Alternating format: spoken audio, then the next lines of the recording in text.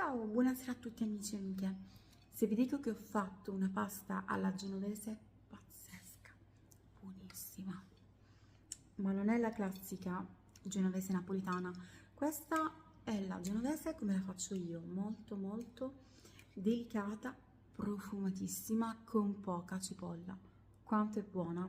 Se volete la ricetta, seguite il video.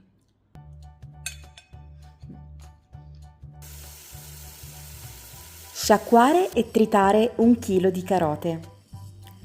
Soffriggere una cipolla tritata in circa 4 o 5 cucchiai di olio extravergine di oliva. Questi sono i miei piccoli aiutanti in cucina, Ayaz e Chanel.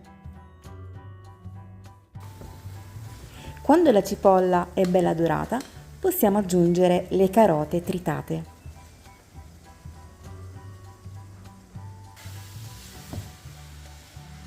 Lasciamo appassire per 5 minuti.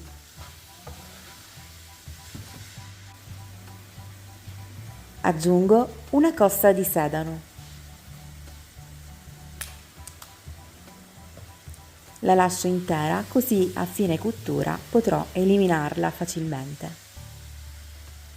A questo punto aggiungo 650 g di carne macinata. Lascio a voi la scelta della carne.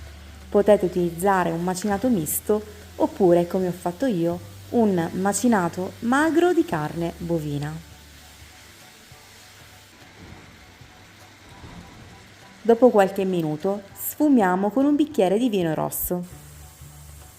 Alziamo la fiamma o la temperatura e quando il vino sarà completamente sfumato possiamo procedere. Vedete? L'importante è che non sia rimasto vino all'interno.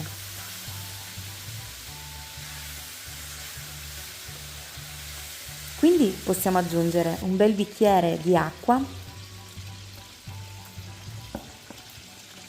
il sale e se volete potete aggiungere anche del pepe nero. Diamo una bella mescolata. Copriamo con un coperchio e lasciamo cuocere a fuoco medio per un'oretta. Quando il nostro ragù bianco sarà bello asciutto, sarà pronto. Quindi possiamo fare la pasta e condirla a piacere. Questo sugo è davvero buonissimo.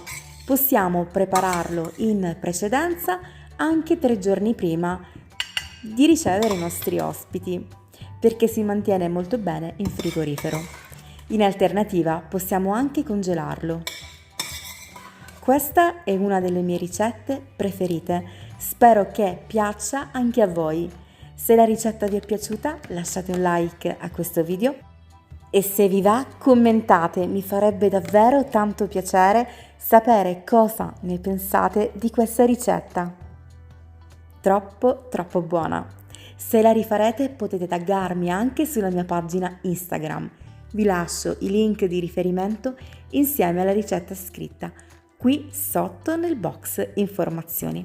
Grazie per aver guardato questo video, un bacione, un abbraccio e alla prossima ricetta. Ciao!